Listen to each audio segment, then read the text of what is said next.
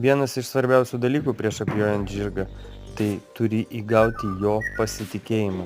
Žirgas neturi bijoti nei tavęs, nei tavo prisilietimų, nei rankų mostų ar patapšnojimų, papliauškėjimų. Todėl prieš sėdant ant žirgo visus netyčinius prisilietimus ar patapšnojimus turi imituoti nuo žemės, kad atsisėdus ant žirgo ir neduok dievė netaip jį palietus, jisai būtų tam pasirengęs ir nenuneštų tavęs kur nors į šalį.